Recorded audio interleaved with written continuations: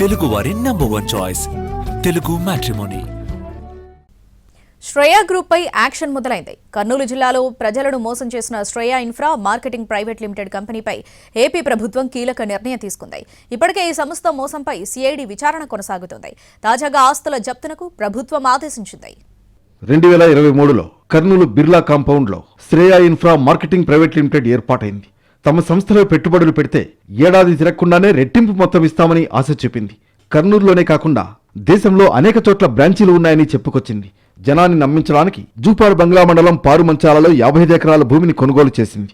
₹1,00,000కు ₹1,80,000 చెల్లిస్తామనడంతో జనం భారీగా డిపాజిట్లు చేశారు. మొదట్లో డిపాజిట్దారులకు నెల నెలా ఖాతాలో నగదు జమ చేశారు. కర్నూలు నగరంతో పాటు వామసముద్రం, తడకనపల్లెతో పాటు వివిధ గ్రామాలకు చెందిన వేలాది మంది నుంచి డిపాజిట్లు సేకరించింది.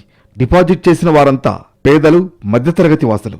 అంత ఇంతో ఇంట్లో దాచుకున్న డబ్బులు, పొదుపు సంఘాల్లో ఉండి బ్యాంకుల్లో అప్పు తీసుకున్నవారు, దినసరి కూలీలు, చిన్న చిన్న వ్యాపారులు, ఉపాధ్యాయులు, చిరుద్యోగులు డిపాజిట్ చేశారు. చివరికి పోలీస్ శాఖలో కూడా కొందరు డిపాజిట్ చేశారు. కానీ 2024 జూన్ నుంచి చెల్లింపులు ఆపేసింది Shreya infra marketing private limited. గత ఎన్నికల సమయంలో కంపెనీ అకౌంట్ బ్లాక్ చేయడం వల్లే చెల్లింపులు చేయలేకపోయామని ప్రతినిధులు చెబుతూ వచ్చారు. త్వరలోనే చెల్లిస్తామని కొన్ని నెలలు గడిపేశారు. డిపాజిటర్ల నుంచి ఒత్తిడి పెరగడంతో వడ్డీ లేకుండా మీ డబ్బులు మీకు తిరిగిచ్చేస్తామని మభ్యపెట్టారు. కానీ చెల్లించిన డబ్బు కూడా రాకపోవడంతో బాధితులు ఆందోళన చెందారు.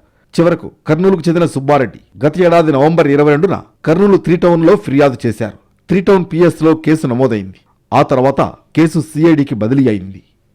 A1గా శ్రేయా గ్రూప్, A2గా హేమంత్ కుమార్ రాయ్, A3గా సంగీత రాయ్లను చేర్చి సిఐడి దర్యాప్తు చేస్తోంది. 8,128 మంది డిపాజిటర్ల నుంచి ₹206 కోట్ల వసూలు చేసినట్లు నిర్ధారించింది.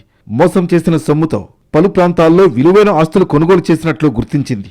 తాజాగా శ్రేయా గ్రూప్ సహనిందితులు హేమంత్ కుమార్ రాయ్, అతని భార్య సంగీత రాయ్ల పేరిట ఉన్న ఆస్తుల జప్తునకు ఏపీ ప్రభుత్వం ఆదేశించింది.